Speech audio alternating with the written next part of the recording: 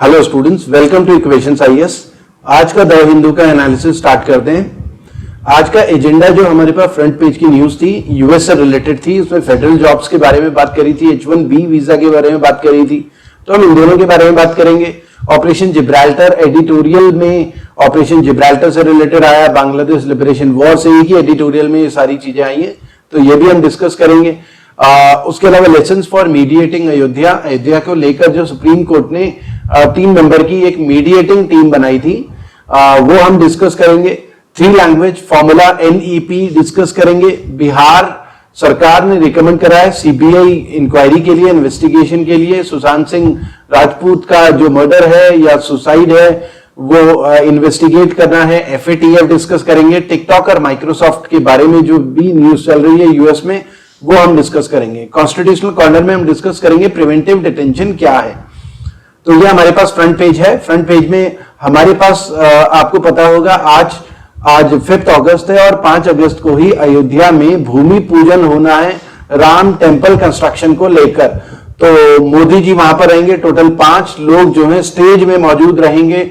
वहां पर CM UP भी रहेंगे, उसके अलावा गवर्नर भी रहेंगे और RSS के चीफ भी रहेंगे, तो और भी कई लोग होंगे, लेकिन टोटल 5 लोग वहां पर स्टेज में रहने वाले हैं। ठीक है। कई कांग्रेस के कुछ लीडर्स ने हालांकि कैंपेन भी चलाया था कि इसे पोस्टपोन किया जाए। ठीक है, तो ये भी एक न्यूज में रहा था। तो फिलहाल वो कुछ पोस्टपोन नहीं हुआ है और आज भूमि पूजन होना है 12 पे। एक टाइम पंडित जी ने निकाला है, तो 12 पर भूमि पूजन सेरेमनी स्टार्ट होनी है आज से। इसकी पूरी एक हिस्ट्री है, इसका हम एक वीडियो लेक्चर अलग से बनाएंगे राम टेम्पल कंस्ट्रक्शन को लेकर। क्या क्या लॉज आए इस बीच और क्या क्या इसमें डेवलपमेंट्स हुए हैं, कब वहां पर उसके दरवाजे जो ताला था राजीव गांधी के टाइम पे कैसे खोला गया और उसके बाद क्या क्या चीजें हुई हैं, तो ये सारी चीजें डिटेल में डिस्कस करेंगे अलग से लेक्चर में। उसके अलावा जो न्यूज में रहा है, डोनाल्ड ट्रंप ने बार करा है H1B visa holder from federal job. अब 2 चीजें हैं, एक तो आपको पता होना चाहिए H1B वीजा क्या है और दूसरा फेडरल जॉब्स क्या है। ठीक है, उसके बाद एक थोड़ी सी आपको अंडरस्टैंडिंग इंक्रीज होगी। ठीक है, तो समझ लेते हैं। देखिए फेडरल जॉब्स क्या है। फेडरल जॉब यूएस में वहां की सरकार गवर्नमेंट जॉब्स की बात कर रहे हैं। वहां एग्जीक्यूटिव, लेजिस्लेटिव और जुडिशरी में जो भी जॉब्स निकलती हैं उसे फेडरल जॉब बोलते हैं। ठीक है, एग्जीक्यूटिव, लेजिस्लेटिव और जुडिशरी का मतलब क्या होता है। जैसे हम अगर इंडिया के कंटेक्स्ट में बात करें तो एग्जीक्यूटिव कौन है, सेंटर की बात करें तो एग्जीक्यूटिव है council of ministers, com, headed by PM।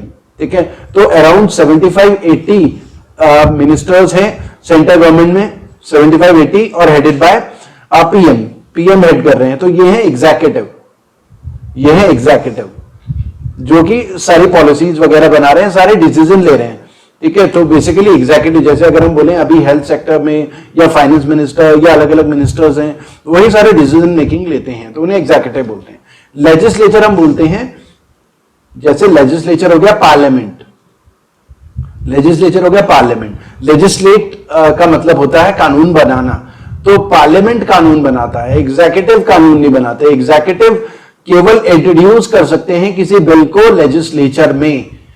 अब अगर लेजिस्लेचर की बात करें तो इंडिया में लोकसभा, राज्यसभा, लोकसभा में 545 प्लस राज्यसभा में लोकसभा में 545 प्लस राज्यसभा में 245 हैं, तो टोटल ये हो गए हमारे 890। तो 890 मेंबर जो हैं लेजिस्लेचर का पार्ट है इंडिया में। ठीक है, और काउंसिल ऑफ मिनिस्टर केवल 75-80 हैं, जो मिनिस्टर्स हैं, प्राइम मिनिस्टर हैं, फिर डिफेंस मिनिस्टर है, फाइनेंस मिनिस्टर है, ये एग्जीक्यूटिव होते हैं जो डिसीजन मेकिंग ले रहे हैं। और कानून कौन बना रहे हैं, 890 मेंबर्स, क्योंकि सारे के सारे वोट डालते हैं, पार्लियामेंट में पूरा डिस्कशन चलता है। ठीक है, तो ये सारे लेजिस्लेचर का पार्ट है। अब पार्लियामेंट में भी बहुत सारी वैकेंसीज होंगी। पार्लियामेंट में क्लेरिकल स्टाफ भी होगा या सेक्रेटरीट होता है, वहां पर लोकसभा सेक्रेटरीट होता है, राज्यसभा सेक्रेटरीट होता है, सेंट्रल सेक्रेटरीट होता है, तो वहां पर भी अलग अलग ऑफिसर्स होते हैं, ग्रुप D होते हैं, तो वहां पर बहुत सारी जॉब्स होती हैं इंडिया में भी। इसी तरीके से एग्जीक्यूटिव में भी मिनिस्टर्स के साथ भी बहुत सारे लोग अटैच होते हैं, अलग अलग ऑफिस है, अलग अलग मिनिस्ट्री में फाइनेंस मिनिस्ट्री का ऑफिस है, तो एग्जीक्यूटिव्स में भी क्लेरिकल या ग्रुप D से लेकर सीनियर ऑफिसर्स, IAS ऑफिसर, वो सारी जॉब्स होती हैं। ठीक है, उसके अलावा जुडिशरी की बात करें इंडिया में तो हम देखते हैं कि सुप्रीम कोर्ट में भी वैकेंसीज आती हैं, हाई कोर्ट में भी वैकेंसीज आती हैं। तो वैकेंसीज जज की भी रहती हैं उसके अलावा जो वहां पर क्लेरिकल स्टाफ होता है, ऑफिसर्स होते हैं, हर तरीके की अलग अलग लेवल पे ऑफिसर्स और स्टाफ की रिक्वायरमेंट होती है, तो वहां भी वैकेंसीज होती हैं। तो इन्हें इंडिया में अगर बोला जाए तो इंडिया में हम बोलते हैं इंडिया में गवर्नमेंट जॉब्स बोलते हैं, तो यूएस में वहां पर कि वहां की गवर्नमेंट जॉब्स को फेडरल जॉब्स बोलते हैं। तो एग्जीक्यूटिव में, लेजिस्लेटिव में और जुडिशरी में जो तीनों ब्रांचेस में जो जॉब्स होती हैं उन जॉब्स को वहां पर हम बोलते हैं फेडरल जॉब्स। अब हुआ क्या है, अगर हम देखें तो ट्रंप ने बाहर करा है H1 visa holders from federal job. तो होता क्या है, देखिए H1 वीजा होल्डर्स यूएस क्या करता है, फॉरेनर्स को देता है under immigration and nationality act, ठीक है, सेक्शन 101 अलाउ करता है यूएस एम्प्लॉयर मतलब वहां की कंपनीज को, मतलब अमेरिका की जो कंपनीज हैं वो क्या कर सकती हैं, फॉरेनर्स को मतलब अमेरिका के बाहर के लोगों को नौकरी में वहां पर रख सकती हैं। तो अमेरिका की कंपनीज इंडियंस को या यूरोप के लोगों को या बाहर के लोगों को नौकरी पे क्यों रखेंगे, तो एक रीजन हो सकता है बाहर के लोगों से उन्हें टैलेंट मिलता है, दूसरा रीजन, बहुत बड़ा रीजन होता है चीप लेबर। तो चीप लेबर से होता क्या है, क्योंकि इंडिया में देखिए पॉपुलेशन बहुत ज्यादा है, जॉब्स की कमी है, अनएम्प्लॉयमेंट भी है ही, और टैलेंट बहुत है यहां पर, ठीक है। और यूएस में एक इंडिविजुअल को, एक इंजीनियर को नौकरी पर रखने पे जितनी सैलरी देनी होती है उतनी सैलरी में इंडिया से 4 या 5 इंजीनियर्स वो हायर कर सकते हैं, बहुत ही टैलेंटेड। तो इंडिया से चीप लेबर मिल जाती है और इंग्लिश स्पीकिंग लोग भी मिल जाते हैं इंडिया से। बाकी कंट्री से इंग्लिश स्पीकिंग लोग इतनी आसानी से मिलते नहीं हैं। तो इसलिए यूएस और कई कंट्रीज यूरोप में प्रिफर करते हैं इंडिया से लोगों को हायर करना, क्योंकि इंग्लिश स्पीकिंग लोग भी मिल जाते हैं, चीप लेबर भी होती है, कम सैलरी में काम करते हैं, टैलेंटेड लोग भी वो होते हैं। तो अब जैसे कोविड-19 की वजह से इकोनॉमी थोड़ा गड़बड़ चल रही है, तो इस वजह से बहुत सारी कंपनीज यूएस में जिनकी सैलरी ज्यादा है, यूएस अमेरिकन सिटीजन्स को निकाल रहे हैं नौकरी से, तो जॉब कट्स हो रहे हैं वहां पर यूएस में।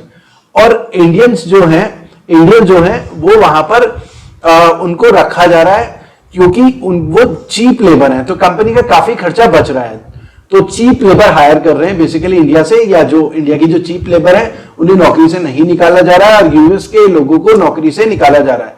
तो डोनाल्ड ट्रंप क्या कह रहे हैं कि वो जो है इस तरीके की कंडीशंस या इस तरीके के एक्शंस को एक्सेप्ट नहीं करेंगे कि यूएस की जो कंपनीज हैं वो क्या कर रही है, फॉरेनर्स को हायर कर रही है और अमेरिकन को निकाल रही है, ठीक है। और H1B वीजा क्या है, जो कंपनीज हैं फॉरेनर्स को नौकरी पे रख सकते हैं, उन्हें वीजा मिल जाता है कुछ साल का वर्किंग वीजा और H1B वीजा, तो वो यूएस में रहकर वहां पर नौकरी कर सकते हैं, ठीक है।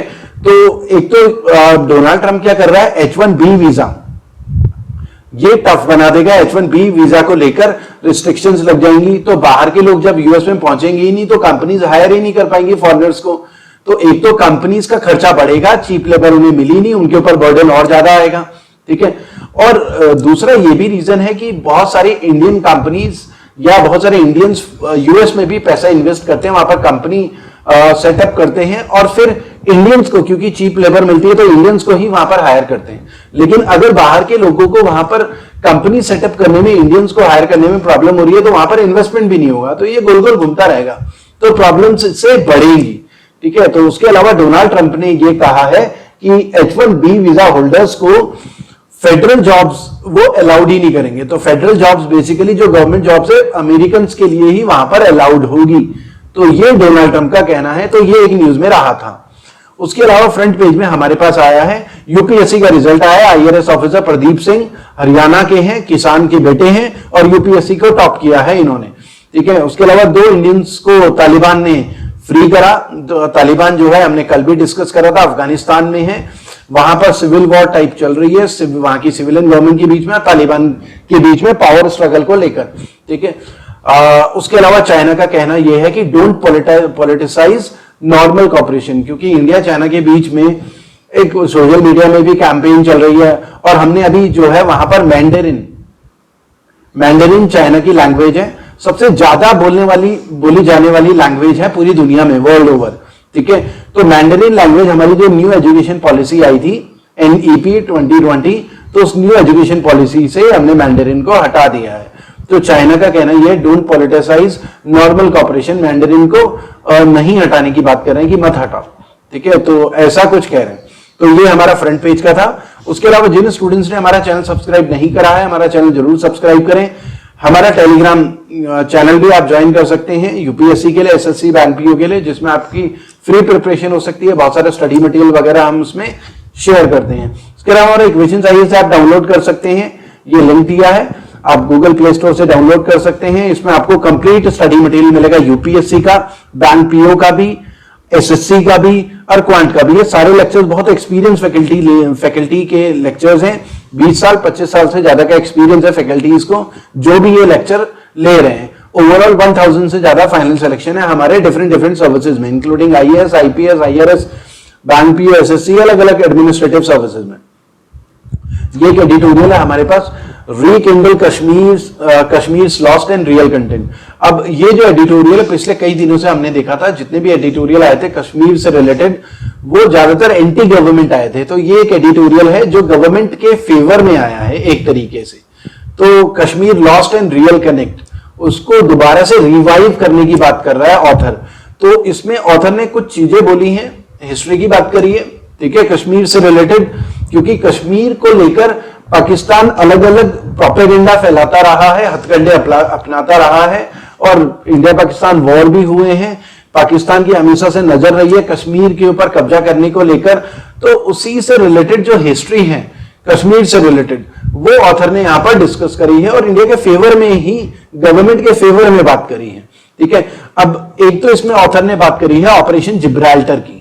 देखिए ऑपरेशन जिब्राल्टर जो है 1965 में क्या हुआ था, पाकिस्तान की जो कश्मीर लिबरेशन की कुछ फोर्सेस थी, उन्होंने सिविलियन कपड़ों में घुसपैठ करी थी कश्मीर में और बहुत सारे सिविलियंस के साथ वहां पर जो कश्मीर के पाकिस्तान के लोग थे वहां पर सिविलियंस के साथ मिलकर विद्रोह किया था जम्मू कश्मीर में और लोगों को भड़काया था कि सरकार के खिलाफ विद्रोह करो कश्मीर की आजादी को लेकर। तो 1965 में ये पाकिस्तान की हरकत रही थी और इस ऑपरेशन को हम बोलते हैं पाकिस्तान का ऑपरेशन जिब्राल्टर था, कोड नेम उसका ऑपरेशन जिब्राल्टर था, ठीक है। पाकिस्तानी ही जम्मू कश्मीर में घुसकर गवर्नमेंट ऑफ ऐसा फील करवा रहे थे कि वो वहां के लोकल हैं और गवर्नमेंट ऑफ इंडिया के खिलाफ प्रोटेस्ट करने की बात कर रहे थे। लेकिन जल्दी ही इन सारी चीजों की पोल खुली, ये पता चल गया कि वो पाकिस्तानी हैं जो लोकल्स अपने आप को फील करवा रहे हैं।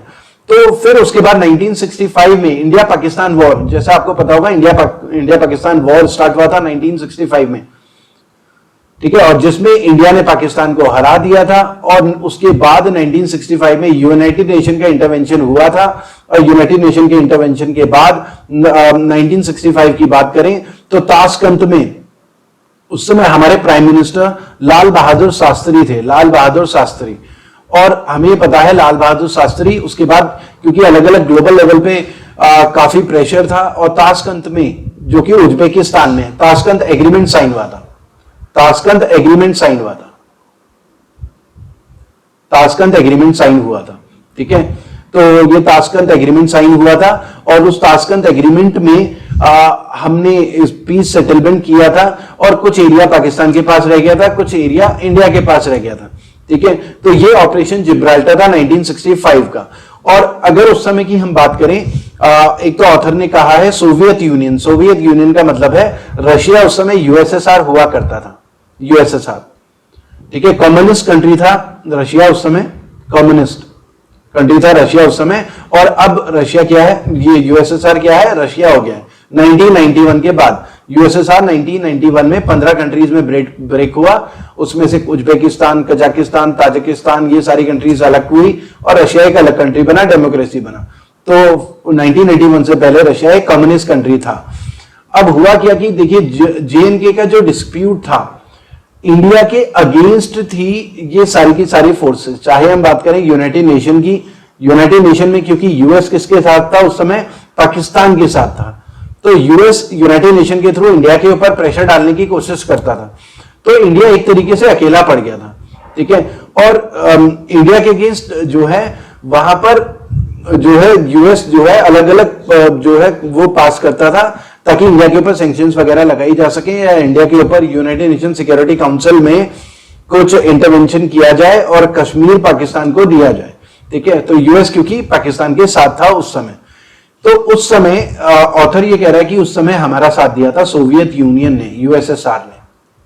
तो उस समय हमारी फ्रेंडशिप यूएसएसआर के साथ काफी अच्छी थी।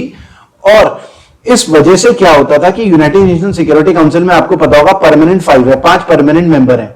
5 परमानेंट मेंबर कौन है? यूएस, यूके, रशिया, चाइना और France. US, UK, Russia, China, France, ये 5 परमानेंट मेंबर हैं और इनके पांचों के पास वीटो पावर है। वीटो पावर का मतलब होता है कि कोई भी अगर एग्रीमेंट या प्रपोजल पास होगा तो 5-0 से पास होगा, 4-1 से वो प्रपोजल रिजेक्ट माना जाएगा। मतलब अगर 4 कंट्रीज ने किसी पॉलिसी के फेवर में वोट दिया, 1 वोट अगेंस्ट है, तो प्रपोजल रिजेक्ट माना जाएगा, उस एक कंट्री का वीटो लग जाएगा। तो होता क्या था, यूएसएसआर क्या करता था, वीटो लगा देता था ज्यादातर यूएस के जो भी प्रपोजल्स होते थे इंडिया के अगेंस्ट। तो यूएसएसआर ने हमारा उस समय काफी साथ दिया है 1965 के बाद से, ठीक है। अब हालांकि सिचुएशन बदल चुकी है, यूएस के साथ हमारे काफी अच्छे रिलेशंस हैं, खासकर 2000 जब सेंचुरी स्टार्ट हुई उसके बाद से इंडिया और यूएस के रिलेशंस काफी इंप्रूव हो गए। तो एक तो ये हिस्ट्री आपको पता होनी चाहिए। कश्मीर को लेकर पाकिस्तान का साथ यूएस पहले देता आया है, लेकिन अब सिचुएशन बदल गई है, ठीक है। रशिया हमारा साथ पहले से देता है। रशिया ने जम्मू कश्मीर को इंडिया का इंटीग्रल पार्ट उस समय भी माना था 1965 के तुरंत बाद। उसके अलावा ऑथर बात कर रहा है बांग्लादेश लिबरेशन वॉर की। अब देखिए बांग्लादेश लिबरेशन वॉर क्या है, आपको ये समझना है कि बीच में इंडिया था। मैप में अगर हम समझे, इस तरफ था वेस्ट पाकिस्तान, इस तरफ था वेस्ट पाकिस्तान, अब बीच में इंडिया था और यहां था ईस्ट पाकिस्तान। क्योंकि रिलीजियस ग्राउंड में बंटवारा हुआ था, मुसलमानों के लिए पाकिस्तान और हिंदुओं के लिए हिंदुस्तान। तो जहां पर मुस्लिम पॉपुलेशन ज्यादा थी वहां पर पाकिस्तान डिक्लेयर हो गया।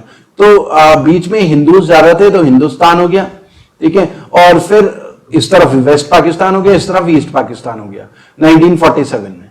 लेकिन हुआ क्या, क्योंकि अब एक कंट्री के 2 अलग अलग पार्ट हैं, बीच में एक और कंट्री है, तो प्रॉब्लम क्या होती है, गवर्नेंस को लेकर प्रॉब्लम होती है। और यहां पर पॉलिटिकल डिफरेंस, यहां पर अगर कोई अलग लीडर अपॉइंट हुआ है, यहां पर अलग लीडर है, तो लीडर्स के बीच में भी क्लैश होगा, ईस्ट पाकिस्तान वेस्ट पाकिस्तान। तो 1971 में ऐसा ही कुछ हुआ। तो 1971 में ईस्ट पाकिस्तान में बगावत हुई और यहां पर क्योंकि अलग पॉलिटिकल पार्टीज इलेक्शन जीती, यहां पर वेस्ट पाकिस्तान में अलग पॉलिटिकल पार्टी इलेक्शन जीती, तो यहां पर विद्रोह हो गया वेस्ट पाकिस्तान की लीडरशिप के अगेंस्ट। तो उन्होंने यहां से अपनी एयरफोर्स नेवी के थ्रू विद्रोह को दबाने की कोशिश करी, ईस्ट पाकिस्तान के बहुत सारे लोगों को मारा। और उस समय क्योंकि बहुत सारे लोग भाग भाग कर इंडिया आ रहे थे 1971 में, तो हमने क्या करा, हमने यहां पर अटैक करा और पाकिस्तान की फोर्सेस, मतलब ईस्ट पाकिस्तान के लोगों का सपोर्ट करा, और वेस्ट पाकिस्तान जो वहां पर लोगों को मार रहा था, सिविल वॉर टाइप की छिड़ी हुई थी, और वहां पर बांग्लादेश को आजादी दिलाई। तो वेस्ट पाकिस्तान की जो आर्मी थी वो वॉर हार चुकी थी। 1971 का जो बांग्लादेश लिबरेशन वॉर है, इसे इंडिया पाकिस्तान वॉर भी बोलते हैं, इंडिया पाकिस्तान वॉर भी बोलते हैं, क्योंकि बांग्लादेश ओरिजिनली पाकिस्तान का पार्ट था, इंडिया पाकिस्तान वॉर भी बोलते हैं।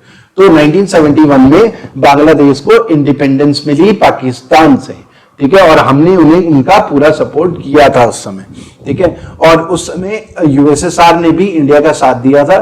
हमें यह लगता था कि अगर हमने पाकिस्तान के ऊपर अटैक करा तो कहीं ऐसा ना हो कि चाइना भी पाकिस्तान के साथ आ जाए या यूएस भी पाकिस्तान के साथ आ जाए। तो यूएसएसआर के साथ उससे पहले हमने एक 20 ईयर फ्रेंडशिप ट्रीटी भी साइन करी थी। यूएसएसआर ने हमें ये कंफर्म किया था कि अगर आपके ऊपर कोई और कंट्री अटैक करेंगी तो यूएसएसआर हमारा साथ देने के लिए आएगा। तो ये एक हिस्ट्री थी बांग्लादेश के लिबरेशन वॉर की। उसके अलावा ये एक एडिटोरियल है हमारे पास, लेसन्स फ्रॉम मीडिएटिंग अयोध्या, ठीक है। ये एडिटोरियल आप पढ़िए, समझिए, इसका थोड़ा सा हम बैकग्राउंड समझ लेते हैं कि था क्या लेसन्स फॉर मीडिएटिंग अयोध्या। ये आपको पता होगा, अयोध्या डिस्प्यूट, राम टेम्पल के कंस्ट्रक्शन को लेकर, क्योंकि वहां पर बाबरी मस्जिद था, ऐसा कहा जाता है। वहां पर जो राम जन्मभूमि है वहां पर मंदिर को तोड़कर वहां पर मस्जिद बनाया था बाबर ने, ऐसा कहा जाता है। तो डिस्प्यूट था कि वहां पर दोबारा से राम मंदिर बनना चाहिए, ठीक है। 1991 में जो डिस्प्यूटेड ढांचा था उसको गिराया भी गया था। तो डिस्प्यूट सुप्रीम कोर्ट में केस भी चल रहा था और उसका वर्डिक्ट कुछ टाइम पहले आया था अयोध्या के राम जन्मभूमि के फेवर में, ठीक है। तो उससे पहले सुप्रीम कोर्ट ने ऑर्डर दिया था कि 3 लोगों का एक कमेटी बनेगी जो मीडिएट करेगी, क्योंकि ये जो केस चल रहा था, ये केस चल रहा था एक तो राम जन्मभूमि मंदिर को लेकर कि वहां पर मंदिर होगा, और वक्फ बोर्ड के बीच में भी चल रहा था। तो वक्फ बोर्ड का कहना था कि वहां पर मस्जिद है, और दूसरी पार्टी उनका कहना यह था कि वहां पर मंदिर था ओरिजिनली। ठीक है, तो उस समय एक 3 मेंबर कमेटी बनाई थी, जिसके मेंबर्स उस समय थे, एक तो इब्राहिम कलीफुल्ला, ये सुप्रीम कोर्ट के एक जज थे रिटायर्ड, और श्री श्री रवि शंकर भी थे, और ऑथर कह रहा है कि मैं भी था, मैं भी मतलब श्रीराम पांचू, ये थे। ये 3 लोग थे जो मीडिएशन कमेटी के मेंबर थे, और इनका काम था कि अयोध्या बाबरी मस्जिद राम जन्मभूमि जो डिस्प्यूट है आपस में बातचीत से सेटल हो जाए, कोर्ट के वर्डिक्ट की जरूरत ही ना पड़े। तो हालांकि कोर्ट का वर्डिक्ट से ही ये चीजें सॉल्व हुई हैं, और ये जो जमीन है मंदिर को अलॉट हुई है, और वहां से अराउंड 25 किलोमीटर दूर 5 एकड़ जमीन अलॉट हुई है मस्जिद के लिए। तो वहां पर वक्फ बोर्ड वहां पर मस्जिद बनाएगा। ठीक है, तो ये आपको पता होना चाहिए। तो यहां पर ऑथर का कहना यह है कि जो मीडिएशन कमेटी है उसका बहुत बड़ा रोल होता है। ठीक है, क्योंकि जो भी डिस्प्यूट्स हैं बड़े लेवल पे, तो उनके लिए जरूरी है कि एक डायलॉग हो लोगों के बीच में, जिनके बीच में डिस्प्यूट है, बातचीत से मामला सॉल्व हो, यहां पर कोर्ट तक जाने की जरूरत ना हो। तो उनसे बहुत कुछ सीखने को मिला है उस मीडिएशन से, ऑथर का कहना यह है। तो मीडिएशन का फायदा तो होता ही है, ये जरूर है कि चाहे मीडिएशन से फुल जो है फाइनलाइज नहीं हो पाया वर्डिक्ट, लेकिन वर्डिक्ट तो सुप्रीम कोर्ट का ही था मीडिएशन से, लेकिन कई लोग मीडिएशन से माने होंगे, बहुत सारी चीजें एग्री करी होंगी मीडिएशन में, कुछ पॉइंट्स में डिफर भी हुए होंगे बहुत सारे लोग। तो मीडिएशन का फाइनली फायदा होता है, और ये सही तरीका है, ऑथर फेवर कर रहा है मीडिएशन का। लैंग्वेज ऑफ यूनिटी, यहां पर ऑथर बात कर रहा है 3 लैंग्वेज फॉर्मूला ऑफ NEP। पहले समझ लेते हैं 3 लैंग्वेज फॉर्मूला क्या है। देखिए 3 लैंग्वेज फॉर्मूला जो है हमारे पास होता है, अभी अगर हम बात करें तो जैसे तमिलनाडु, कंट्रोवर्सी है तमिलनाडु को लेकर, क्योंकि वहां पर 2 लैंग्वेज फॉर्मूला है। 2 लैंग्वेज का मतलब होता है तमिलनाडु में कौन कौन सी लैंग्वेज चलती है। तमिलनाडु में एक तो तमिल लैंग्वेज, एजुकेशन जो है तमिल और इंग्लिश, ये 2 लैंग्वेज है, तो इसे हम बोलते हैं 2 लैंग्वेज फॉर्मूला। ठीक है, और 3 लैंग्वेज फॉर्मूले का मतलब है कि वहां पर अगर तमिलनाडु की बात करें तो तमिल और इंग्लिश के अलावा हिंदी भी सीखेंगे 3 लैंग्वेज फॉर्मूला में। स्कूल एजुकेशन में हिंदी एक सब्जेक्ट रखा जाएगा। और जैसे आंध्रा की बात करें तो तेलुगु, इंग्लिश और हिंदी।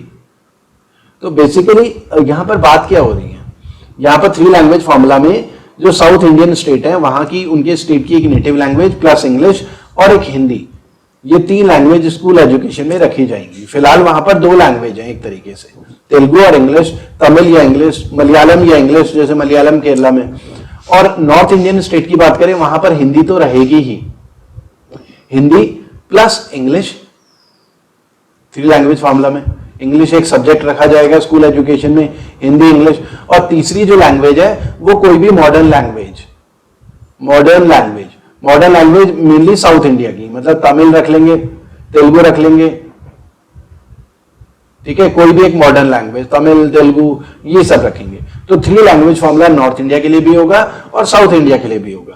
तो हिंदी स्पीकिंग जो स्टेट्स हैं वहां पर हिंदी के साथ इंग्लिश और कोई एक साउथ इंडियन लैंग्वेज होगी। और साउथ इंडिया क्योंकि नॉन हिंदी स्पीकिंग स्टेट्स हैं, तो उनकी एक लोकल लैंग्वेज जो मदर टंग है प्लस इंग्लिश और प्लस हिंदी उनके साथ रखी जाएगी। तो अब हुआ क्या है कि तमिलनाडु ने रिजेक्ट करा है ये जो 3 लैंग्वेज फॉर्मूला है कि हम इसे एक्सेप्ट नहीं करेंगे, हमारा जो 2 लैंग्वेज फॉर्मूला चल रहा है हम तो उसी के हिसाब से चलने वाले हैं। अब इसकी एक हिस्ट्री है, आपको समझना है। ये आजादी के बाद से ही जो है 3 लैंग्वेज फॉर्मूले को लेके वो कंट्रोवर्सी चलती रही, क्योंकि जब ब्रिटिशर्स गए थे तो उस समय उन्होंने सारे डॉक्यूमेंट्स वगैरह इंग्लिश में चलता था। अब जब ब्रिटिशर्स जा रहे थे तो बात ये भी, एक सिंगल लैंग्वेज होनी चाहिए पूरे इंडिया में कम्युनिकेशन के लिए। तो सिंगल लैंग्वेज होनी चाहिए, तो इंग्लिश तो रख नहीं सकते क्योंकि ये ब्रिटिशर्स की लैंग्वेज है। ठीक है, तो अब यहां पर कौन सी लैंग्वेज, तो यहां पर बोला गया कि इंडिया में देखिए सबसे ज्यादा बोली जाने वाली लैंग्वेज है हिंदी, तो ये डिसाइड हुआ कि हिंदी रखी जाएगी। लेकिन कंट्रोवर्सी ये थी कि एकदम से, क्योंकि साउथ के स्टेट्स हैं उनको हिंदी नहीं आती, या नॉर्थ ईस्ट के बहुत सारे स्टेट्स हैं जहां पर हिंदी नहीं आती, तो बात ये भी कि ऐसा करेंगे इंडिपेंडेंस के बाद 15 साल तक हिंदी की क्लासेस वगैरह चलाएंगे, जो साउथ के स्टेट्स हैं या नॉर्थ ईस्ट के स्टेट्स हैं हिंदी वहां के लोगों को सिखाएंगे, और उसके बाद इंग्लिश को टाटा टाटा बाय बाय बोल देंगे और हिंदी पूरे देश के कॉमन लैंग्वेज हो जाएगी। लेकिन प्रॉब्लम ये हुई कि साउथ की जो द्रविडियन स्टेट्स हैं, द्रविडियंस का मतलब है द्रविडियन स्टेट्स का मतलब है तमिल, तेलुगु, मलयालम, ठीक है, या मलयाली उनको बोलते हैं जो मलयालम लैंग्वेज बोलते हैं, ठीक है, उन लोगों को बोला जाता है, ठीक है। उसके अलावा कन्नड़, ये द्रविडियन लैंग्वेज है, ये 4, ठीक है। और ये द्रविडियन कल्चर को हिंदू कल्चर से डिफरेंट माना जाता है। तो अब हुआ क्या कि कुछ लोगों ने उस समय नारे भी लगाए थे, हिंदी, हिंदू, हिंदुस्तान। तो हुआ क्या कि द्रविडियन पॉलिटिक्स में द्रविडियंस ने विरोध करा हिंदी, हिंदू, हिंदुस्तान नारे का, कि हमारे ऊपर हिंदी लैंग्वेज नहीं थोपी जा सकती, और बहुत पॉलिटिक्स भी हुई। तो हम ये बोल सकते हैं ये एक बहुत बड़ी पॉलिटिक्स भी है, वोट कैचिंग भी है। वहां के साउथ के स्टेट्स में हिंदी लैंग्वेज के साथ नफरत, लोगों के अंदर नफरत पैदा करना कि हिंदी लैंग्वेज जबरदस्ती हमारे पास थोपी जा रही है, हमारा हिंदू धर्म से कोई मतलब नहीं है, हम बिल्कुल अलग कल्चर हैं, ठीक है, हम द्रविडियन कल्चर के लोग हैं, और ये जो आर्यन लोग हैं जो हिंदी बोलते हैं। तो ये सारी वहां पर पॉलिटिक्स होती है।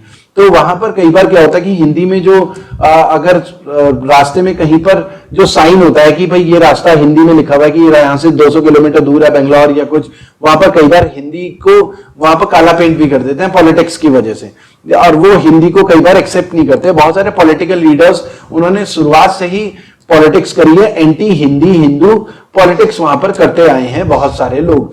तो इसीलिए वहां के जो चीफ मिनिस्टर हैं के पलानीस्वामी, उनको लगता है कि अगर 3 लैंग्वेज फॉर्मूला वो एक्सेप्ट करेंगे तो कहीं ऐसा ना हो बहुत बड़ा वोट बैंक उनके हाथ से निकल जाए।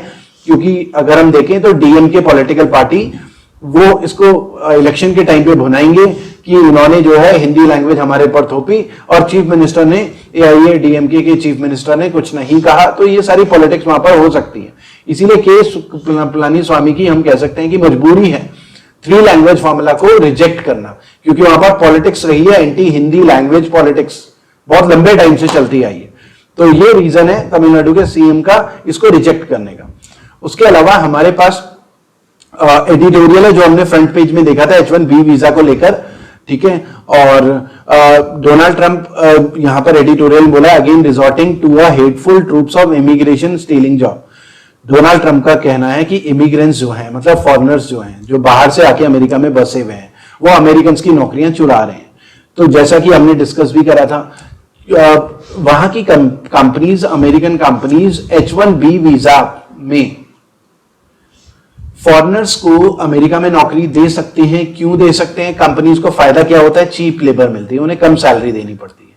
अमेरिकन को ज्यादा सैलरी देनी पड़ती है, चीप लेबर, ठीक है। इस वजह से बहुत सारी जो कंपनीज है बाहर के लोगों को नौकरियां देते हैं, ठीक है। तो ऑथर का कहना यह है कि डोनाल्ड ट्रंप जो है एक हेटफुल कैंपेन है डोनाल्ड ट्रंप की है कि इमिग्रेंट्स के अगेंस्ट या जो फॉरेनर्स हैं उनके अगेंस्ट, उनके ऊपर आरोप लगा रहे हैं कि नौकरियां चुरा रहे हैं अमेरिकन की। तो ये ऑथर का कहना ये है।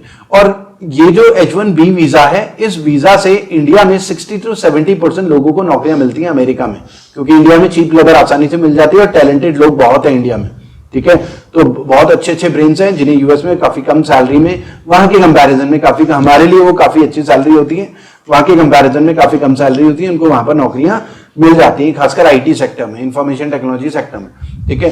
तो यहां पर ये बोल रहे हैं कि इससे क्या होगा, ये produce a ripple effect. Ripple effect का मतलब है अगर Donald Trump H1B visa reject करेंगे और अमेरिकन के लिए वहां पर नौकरियां रिजर्व रखेंगे, उससे क्या होगा, जो फॉरेन कंपनीज हैं या जो इंडियन कंपनीज हैं अमेरिका में जो इन्वेस्टमेंट कर रही थी या कंपनीज खोल रही थी, वो नहीं खोलेंगे। कोई भी नई कंपनी खोलने में वहां पर डरेगा, क्योंकि उसे पता है कि वो चीप लेबर हायर नहीं कर सकता बाहर से, अमेरिकन को, यूएस सिटीजन को ही हायर करना पड़ेगा। तो आगे लॉन्ग टर्म में काफी नुकसान हो सकता है यूएस को। तो ये जो हेटफुल कैंपेन है, ये क्योंकि डोनाल्ड ट्रंप ऐसा इसलिए भी कर रहे हैं क्योंकि अभी 2020 में वहां पर प्रेसिडेंशियल इलेक्शन ड्यू हैं। लास्ट टाइम 2016 में वहां पर इलेक्शंस हुए थे। यूएस में हर 4 साल में इलेक्शन होते हैं, ये आपको पता होना चाहिए, हर 4 साल में प्रेसिडेंशियल इलेक्शन होते हैं। तो इलेक्शन ईयर है, तो डोनाल्ड ट्रंप ऐसा दिखाना चाह रहे हैं कि अमेरिकन के बारे में बहुत ज्यादा सोचते हैं ताकि वोट कैचिंग हो सके, ज्यादा से ज्यादा लोग डोनाल्ड ट्रंप को वोट दे सके, ठीक है। रिपल इफेक्ट क्या होता है? रिपल इफेक्ट का मतलब है जैसे हम पानी में एक पत्थर डालते हैं तो एक वेव जनरेट होती है, इस तरीके से वेव्स किनारे की तरफ जाती हैं। तो ये जो डोनाल्ड ट्रंप के एक्शन है, इससे रिपल इफेक्ट होगा। इससे क्या होगा? ये फैलेगा इसका असर धीरे धीरे करके, ये खत्म नहीं होगी कहानी। जैसे कि मैंने अभी डिस्कस करा कि इन्वेस्टर्स भी जो है वो कम पैसा लगाएंगे, कंपनीज भी वहां पर कम खुलेंगी क्योंकि वो फॉरेनर्स को यूएस में हायर नहीं कर पाएंगे। तो ये सारी प्रॉब्लम्स हैं वहां पर, ठीक है। तो ये एडिटोरियल आपने पढ़ना है, समझना है, बैकग्राउंड मैंने आपको पूरा का पूरा समझा दिया है। उसके अलावा बिहार से सरकार ने सीबीआई प्रोब रिकमेंड करी है सुशांत सिंह राजपूत के सुसाइड केस या डेथ केस या हम बोल सकते हैं मर्डर केस, क्योंकि बहुत सारे इंक्रिमिनेटिंग एविडेंस ऐसे मिले हैं जिससे पता चलता है सुशांत सिंह राजपूत जो है प्रेस कॉन्फ्रेंस करने की बात कर रहे थे और बहुत ज्यादा प्रेशर में थे, उनको धमकियां मिल रही थी फोन में, बार बार सिम अपना बदल रहे थे और बॉम्बे पुलिस या मुंबई पुलिस के ऊपर बहुत सारे एलिगेशंस लग रहे हैं क्योंकि उन्होंने अभी तक एफआईआर तक लॉन्च नहीं करी है इतने दिनों में। 40 डेज के अराउंड ऐसा कह रहे हैं, इतने दिन हो चुके हैं और एफआईआर तक लॉन्च नहीं करी है अभी तक मुंबई पुलिस ने। तो इसलिए उनके ऊपर शक पैदा हो रहा है। और सुशांत सिंह राजपूत के फादर क्योंकि बिहार को बिलोंग करते हैं तो उन्होंने वहां पर पटना में केस फाइल करा था, एफआईआर लॉन्च करी थी और उनका कहना यह था कि उन्हें मुंबई पुलिस के ऊपर भरोसा नहीं है क्योंकि उन्होंने अभी तक कुछ नहीं करा है, इतने दिन हो गए हैं और इन्वेस्टिगेशन सही तरीके से नहीं पहुंचा है, सही तरीके से आगे नहीं बढ़ा है। तो बहुत सारी चीजें ऐसी सामने आई हैं जिससे ये एक शक पैदा होता है कि उन्होंने सुसाइड नहीं करा है, उनका शायद मर्डर हुआ है। तो अब पॉलिटिक्स ये थी कि महाराष्ट्र की सरकार सीबीआई के लिए रिकमेंड नहीं कर रही थी। देखिए सीबीआई इन्वेस्टिगेट किसी मामले का स्टेट में, जैसे कोई भी क्राइम होता है, मर्डर वगैरह होता है, तो सीबीआई इन्वेस्टिगेशन किसमें कर सकता है? या तो सेंट्रल गवर्नमेंट एम्प्लॉय जो सेंटर के ज्यूरिसडिक्शन में आता है वहां पर सीबीआई इन्वेस्टिगेशन कर सकता है। लेकिन स्टेट के मामलों में ज्यूरिसडिक्शन तब होती है सीबीआई को जब स्टेट गवर्नमेंट या तो रिकमेंड करे, मतलब महाराष्ट्र के चीफ मिनिस्टर या कैबिनेट वहां पर लिख के दे सीबीआई को, तब सीबीआई की इंक्वायरी होनी थी सुशांत सिंह राजपूत के केस में, ठीक है। या फिर सेंट्रल गवर्नमेंट एक्सेप्शनल केसेस मानकर सीबीआई की इन्वेस्टिगेशन का ऑर्डर दे। सेंट्रल गवर्नमेंट भी ऑर्डर कर सकती है कुछ एक्सेप्शनल केसेस में। उसके अलावा या तो हाई कोर्ट और सुप्रीम कोर्ट ऑर्डर करे सीबीआई इन्वेस्टिगेशन।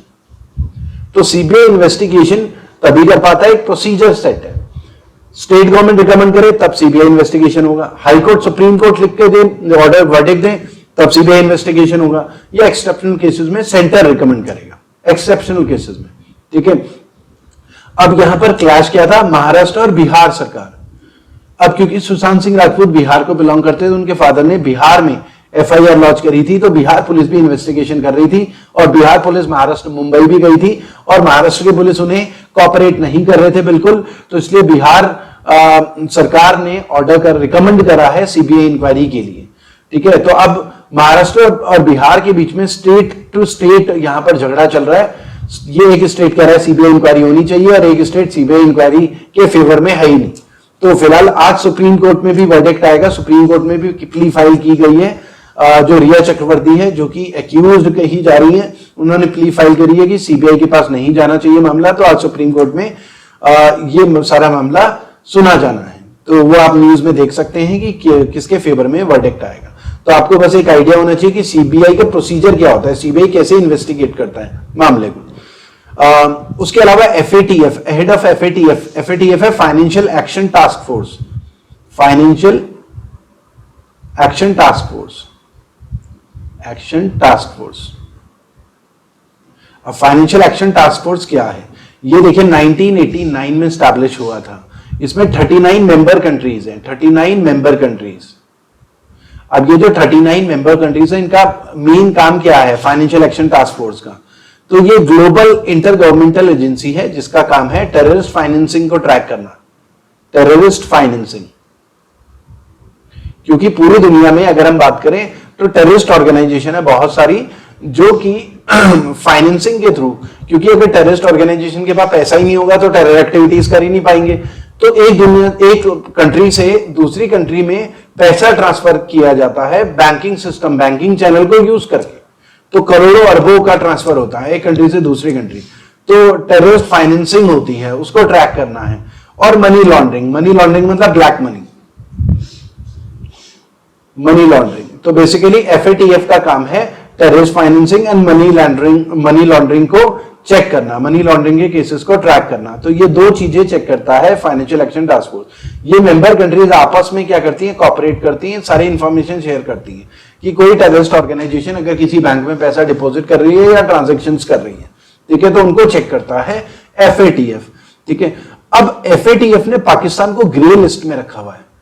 ग्रे लिस्ट का मतलब है क्योंकि एफएटीएफ ने पाकिस्तान को बहुत सारे स्टेप्स बोले थे, स्टेप्स लेने के लिए, ताकि वहां पर पाकिस्तान में, क्योंकि पाकिस्तान के बैंक्स में बहुत सारे टेररिस्ट ऑर्गेनाइजेशन के अकाउंट्स खुले हुए, टेररिस्ट ऑर्गेनाइजेशन के बैंक अकाउंट खुले हुए, वहां से ट्रांजैक्शंस होते हैं बड़े बड़े। तो और भी बहुत सारा इंफ्रास्ट्रक्चर, जो फाइनेंस इंफ्रास्ट्रक्चर है पूरा टेररिस्ट ऑर्गेनाइजेशन का, तो उसको खत्म करने की बात कह रहा था एफएटीएफ की पाकिस्तान एक्शन ले, उनके अकाउंट वगैरह सील करे ताकि उनके फाइनेंसेस ना हो पाए टेरर एक्टिविटीज के लिए।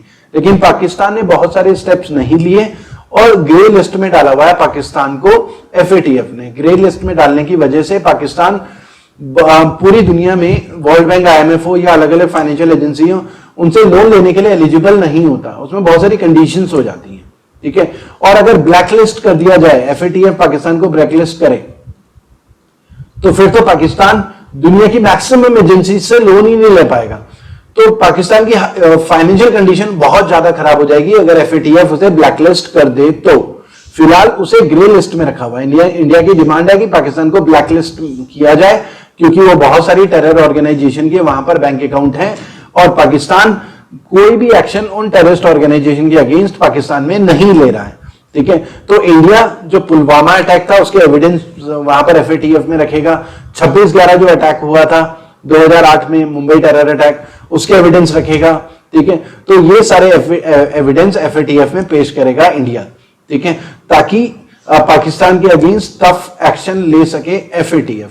तो इस वजह से ये न्यूज में रहा था। उसके अलावा पाकिस्तान ने एक मैप पास करा है जिसमें उसने पहले तो कश्मीर को पाकिस्तान का पार्ट बनाता था, अब उसने पूरे जम्मू कश्मीर को पाकिस्तान का पार्ट बना दिया। और गुजरात का जो जूनागढ़ वाला एरिया है जूनागढ़ को भी पाकिस्तान का पार्ट दिखा रहा है पाकिस्तान अपने मैप में। तो गुजरात के पोर्शन को भी, जूनागढ़ को भी पाकिस्तान का पार्ट दिखा रहा है। जैसा कि हमने डिस्कस भी करा था कल, जूनागढ़ जो था ओरिजिनली एक प्रिंसली स्टेट था जहां पर एक रूलर जो थे रूलर बाबी रूल करते थे। रूलर बाबी मुस्लिम रूलर थे और पॉपुलेशन हिंदू थी जूनागढ़ में। तो उन्होंने डिक्लेयर किया था इंडिपेंडेंस के बाद वो पाकिस्तान का पार्ट बनेंगे, लेकिन वहां की पब्लिक ने विद्रोह कर दिया था कि हम हिंदू हैं तो हिंदुस्तान का पार्ट हुए। तो वहां पर फिर रेफरेंडम कराया था, रेफरेंडम से फिर जूनागढ़ इंडिया का पार्ट बन गया था, क्योंकि ज्यादातर लोगों ने हिंदू थे तो इंडिया के फेवर में ही वोट करा। तो पाकिस्तान ने एक नया मैप पास करा है जिसमें गुजरात का कुछ हिस्सा पाकिस्तान की टेरिटरी में दिखाया है और पूरा जम्मू कश्मीर भी दिखा दिया। तो इंडिया ने बोला है कि फालतू का बकवास मैप है, ये इससे कुछ नहीं मिलना पाकिस्तान को, ठीक है। तो ये एक डेवलपमेंट्स हुए। उसके अलावा चाइना ने एक्यूज करा है यूएस को कि बुली कर रहा है टिकटॉक के केस में। अब देखिए आपको समझना है टिकटॉक के, क्योंकि टिकटॉक को कैसे बुली कर रहा है। जैसे टिकटॉक को हमने यहां पर इंडिया में बैन करा, अब यूएस भी कोशिश कर रहा था कि टिकटॉक को बैन करे यूएस में, लेकिन टिकटॉक को बैन करके यूएस को लगा ज्यादा फायदा नहीं है। ज्यादा फायदा तब होगा जब टिकटॉक का जो यूएस के ऑपरेशंस है उन्हें खरीद ही लिया जाए। तो डोनाल्ड ट्रंप ने 45 डेज का टाइम दिया है माइक्रोसॉफ्ट को कि वो टिकटॉक के यूएस के ऑपरेशंस को खरीद ले। तो चाइनीज ओनरशिप रहेगी नहीं। यूएस का कहना यह है कि सिक्योरिटी थ्रेट है, ये डेटा मैनिपुलेट कर सकते हैं हमारा, और इस वजह से टिकटॉक को हम यहां पर खरीद लेंगे। तो 45 डेज का टाइम दिया है माइक्रोसॉफ्ट और टिकटॉक को कि आप दोनों डील फाइनलाइज करें 45 डेज के अंदर। तो ये एक न्यूज में रहा है और चाइना इसे कह रहा है कि यूएस बुली कर रहा है, हमें धमका रहा है टिकटॉक को एक तरीके से, ठीक है। और ये उसी से रिलेटेड न्यूज है। Microsoft could divest China holding मतलब टिकटॉक में। तो माइक्रोसॉफ्ट टिकटॉक के यूएस ऑपरेशंस के जो शेयर्स हैं वो खरीद सकता है, ओनरशिप माइक्रोसॉफ्ट की हो सकती है, ठीक है। तो अभी ये डील होनी बाकी है, तो हो सकता है आने वाले दिनों में माइक्रोसॉफ्ट यूएस के यूएस में जो भी टिकटॉक की जो भी ऑपरेशंस है, अभी फिलहाल टिकटॉक वहां पर बैन नहीं है, इंडिया में टिकटॉक बैन हो चुका है। ठीक है, WH एडवाइजर का मतलब है व्हाइट हाउस एडवाइजर। ठीक है, उनका कहना यह है, यूएस ऑफिशियल्स का कहना यह है कि TikTok under the Chinese parent poses a risk because of personal data it handles। ये एक न्यूज में रहा है। तो थोड़ा समझ लेते हैं कि टिकटॉक की पेरेंट कंपनी कौन है। टिकटॉक की पेरेंट कंपनी है बाइट डांस। तो अगर एग्जाम में आता है टिकटॉक की पेरेंट कंपनी कौन है, बाइट डांस, और फाउंडर कौन है, जैंग यिमिंग। तो एग्जाम में ये आ सकते हैं, तो ये इंपॉर्टेंट है। बाइट डांस पेरेंट कंपनी है टिकटॉक की और जैंग यिमिंग उसके फाउंडर हैं। उसके अलावा देखिए, ये अभी हमने डिस्कस भी करा, डोनाल्ड ट्रंप ने एग्री हुआ है कि चाइना के बाइट डांस जो कि टिकटॉक की पेरेंट कंपनी है, 45 डेज दिया है टिकटॉक के शेयर्स खरीदने को लेकर। और चाइना का कहना यह है कि ये जो मार्केट इकोनॉमी है, WTO के प्रिंसिपल जो है ओपननेस और ट्रांसपेरेंसी और नॉन डिस्क्रिमिनेशन के अगेंस्ट है, ये मनमानी कर रहे हैं। तो जो प्रिंसिपल्स हैं ओपननेस और ट्रांसपेरेंसी के, उसके अगेंस्ट है। तो इन सारी बातों को बोल के कोई फायदा नहीं है। ठीक है, अगर वहां पर यूएस की सरकार अगर ने ऐसा सोच लिया है तो या तो वो टिकटॉक को बैन करेंगे या फिर उसके शेयर्स वगैरह वहां पर वो खरीद लेंगे। उसके अलावा ये एक न्यूज है, violating human rights in the valley. अब अनचेक्ड प्रिवेंटिव डिटेंशन, यहां पर एक वर्ड यूज हुआ है। देखिए, इसमें एग्जाम के पॉइंट ऑफ व्यू से आपको ये सब बनाने की जरूरत नहीं है, आपको बस ये समझना है प्रिवेंटिव डिटेंशन क्या है। ये एक इंपॉर्टेंट है, कॉन्स्टिट्यूशनल कॉर्नर में आज हम डिस्कस करेंगे प्रिवेंटिव डिटेंशन। हमारे कॉन्स्टिट्यूशन का आर्टिकल 22 बताता है protection against arrest and detention in certain cases. इसका मतलब क्या है, जब पुलिस किसी इंडिविजुअल को अरेस्ट करती है तो अरेस्ट करने के बाद पुलिस का रिस्पॉन्सिबिलिटी होती है कि 24 आवर्स के अंदर उस इंडिविजुअल को मजिस्ट्रेट के सामने पेश करना होता है। मजिस्ट्रेट के सामने फिजिकली पेश करना होता है कि भाई इस इंडिविजुअल को हमने अरेस्ट करा है, और मजिस्ट्रेट चेक करता है उसकी लीगैलिटी कि भाई हाँ उसको अरेस्ट करना जरूरी था, बिना अरेस्ट किए भी काम चल सकता है, उस पर कौन से सेक्शंस लग रहे हैं। तो ये कॉग्निजेबल सेक्शंस हैं, नॉन कॉग्निजेबल हैं, या वो सारी चीजें देखता है। ठीक है, और वकील भी हायर करने की जो परमिशंस होती हैं जो एक्यूज्ड हैं, तो 24 घंटे के अंदर मजिस्ट्रेट को के सामने फिजिकली पेश करना होता है। ठीक है, तो ये सारी चीजें हैं। तो प्रोटेक्शन होती है अरेस्ट के अगेंस्ट भी। ऐसा नहीं कि पुलिस ने किसी को अरेस्ट करा और एक हफ्ते तक उसे जेल में रखा हुआ और सिस्टम को पता ही नहीं या मजिस्ट्रेट को पता ही नहीं। तो मजिस्ट्रेट इसलिए चेक करता है ताकि पुलिस और जुडिशरी में एक चेक्स एंड बैलेंसेस बने रहें, ताकि पुलिस अपनी मनमानी ना कर सके, किसी को अपनी मर्जी से अरेस्ट ना कर सके। ठीक है, पुलिस और जुडिशरी में एक चेक्स एंड बैलेंसेस बने रहें, इसीलिए मजिस्ट्रेट चेक करता है 24 घंटे के अंदर। ठीक है, अब देखिए, जो डिटेंशन होती है, अरेस्ट होते हैं, दो तरीके की अरेस्ट होती है। पुलिस किसी इंडिविजुअल को अरेस्ट कब करता है? प्यूनिटिव मतलब पनिशमेंट, जब किसी ने कोई क्राइम करा हो, मर्डर करा हो, चोरी करा हो, कोई भी इलीगल एक्ट किया हो, तभी तो पुलिस उसे अरेस्ट करेगी। ठीक है, लेकिन इंडिया में किसी ने कोई इलीगल अरेस्ट नहीं करा, पुलिस तब भी उसे अरेस्ट कर सकती है, उसे बोलते हैं प्रिवेंटिव डिटेंशन। तो जब पुलिस किसी इंडिविजुअल को अरेस्ट करती है और ये कह के अरेस्ट करती है कि तुम फ्यूचर में क्राइम करोगे, अभी तुमने किया नहीं है, फ्यूचर में कर सकते हो क्राइम, और उसको अरेस्ट करके रख लिया, उसे बोलते हैं प्रिवेंटिव डिटेंशन। उस इंडिविजुअल ने कोई क्राइम नहीं करा है, लेकिन पुलिस ने तब भी अरेस्ट करा कि नहीं तुम फ्यूचर में क्राइम कर सकते हो। ठीक है, इसे प्रिवेंटिव डिटेंशन बोलते हैं। प्यूनिटिव डिटेंशन जब कोई इंडिविजुअल क्राइम कर चुका हो, उसके बाद प्यूनिटिव डिटेंशन होती है, पनिशमेंट होती है, वो क्राइम कर चुका है, इलीगल एक्ट हो चुका है। ठीक है, तो ये दोनों में प्यूनिटिव और प्रिवेंटिव डिटेंशन में फर्क है। जैसे फॉर एग्जांपल लूं, जैसे मान लिया कि नरेंद्र मोदी जी देहरादून विजिट करने वाले हों। अब देहरादून विजिट करने वाले हैं मान लिया 20 तारीख को, और पुलिस को खबर लगती है कि कुछ गुंडे हैं या कुछ ऐसा एक्शन ले सकते हैं, रैली में कुछ बॉम्ब लगा सकते हैं, या कुछ पुलिस को कहीं से खबर मिली है, तो पुलिस उन गुंडों को प्रिवेंटिव डिटेंशन में ले सकती है, क्योंकि रैली फ्यूचर में होनी है।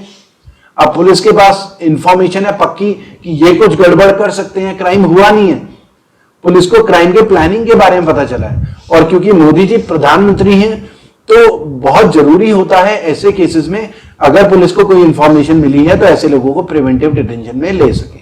तो पुलिस उनको प्रिवेंटिव डिटेंशन में ले सकती है।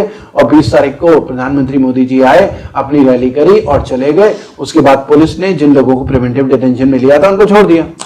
तो इसे हम बोलते हैं प्रिवेंटिव डिटेंशन। ठीक है, अब इंडिया में प्रिवेंटिव डिटेंशन के लिए एनएसए होता है, नेशनल सिक्योरिटी एक्ट। किसी भी स्टेट की पुलिस एनएसए लगाकर कुछ लोगों को अरेस्ट कर सकती है अगर पुलिस को लगता है ये लोग कुछ आने वाले दिनों में कुछ भी गड़बड़ कर सकते हैं। जैसे आज 5 अगस्त है, तो 5 अगस्त है तो भूमि पूजन होना है अयोध्या में।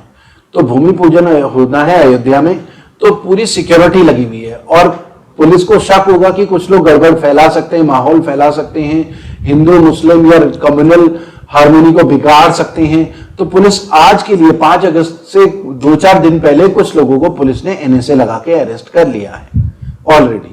और जब भूमि पूजन हो जाएगा कल परसों में उन्हें छोड़ देंगे, तब तक तो भूमि पूजन हो गया, क्योंकि पुलिस को डर है कि ये 5 अगस्त के दिन ही कुछ भी कर सकते हैं गड़बड़। या जैसे 15 अगस्त होता है इंडिपेंडेंस डे, तो पुलिस को अगर शक होता है कि कुछ लोग गड़बड़ कर सकते हैं क्योंकि क्राइम अभी हुआ नहीं है, तो फ्यूचर में ही पुलिस उन्हें अरेस्ट कर लेती है under NSA, national security act. Same उसी तरीके से 2 साल पहले जम्मू कश्मीर में पब्लिक सेफ्टी एक्ट पास हुआ था। Public safety act Jammu Kashmir में क्या होता है, कुछ लोगों को जम्मू कश्मीर में अरेस्ट किया जा सकता है अंडर पब्लिक सेफ्टी एक्ट। उन्होंने क्राइम किया नहीं है, लेकिन क्राइम होने से रोकने के लिए। अब जैसे हमें पता है आर्टिकल 370 जम्मू कश्मीर का जो मिनी कॉन्स्टिट्यूशन था, पिछले साल 5 अगस्त को ही वहां से खत्म किया गया था, अनाउंस किया गया था, और आर्टिकल 35 में। तो अब इनको जब खत्म किया गया तो उसके बाद से वहां पर माहौल खराब हो सकता है। वहां के बहुत सारे जो लीडर्स हैं सड़कों पे आ सकते हैं, लोगों को भड़का सकते हैं, लॉ एंड ऑर्डर की प्रॉब्लम हो सकती है, बसें जलाई जा सकती हैं, तोड़फोड़ की जा सकती है। तो सरकार ने क्या करा, जब आर्टिकल 370 खत्म किया था उससे पहले ही बहुत सारे लीडर्स को पीएसए पब्लिक सेफ्टी एक्ट लगाकर अंडर हाउस अरेस्ट कर लिया था, अंडर हाउस अरेस्ट कर लिया था, अंडर हाउस अरेस्ट। तो ये कुछ चीजें हैं जो आपको पता होनी चाहिए। तो अभी भी बहुत सारे, जैसे महबूबा मुफ्ती है, उमर अब्दुल्ला है, नेशनल कॉन्फ्रेंस के कुछ लीडर्स हैं, या पीडीपी के कुछ लीडर्स हैं, उनके ऊपर पब्लिक सेफ्टी एक्ट में उन्होंने क्राइम किया नहीं है। उन्हें क्राइम करने से रोकने के लिए, कहीं वो लॉ एंड ऑर्डर लोगों को भड़काए ना, कहीं धरना प्रदर्शन होने लगे, सड़कें जो है ब्लॉक कर दें और गाड़ियां जला दें, तो ये सब पब्लिक वहां पर ना करे, तो पीएसए लगता है। तो पीएसए एनएसए में डिफरेंस क्या है, पब्लिक सेफ्टी एक्ट केवल जम्मू कश्मीर के लिए पास हुआ था और एनएसए पूरे देश के लिए पास हुआ था। तो आज के लिए इतना ही करते हैं स्टूडेंट्स। Thank you student.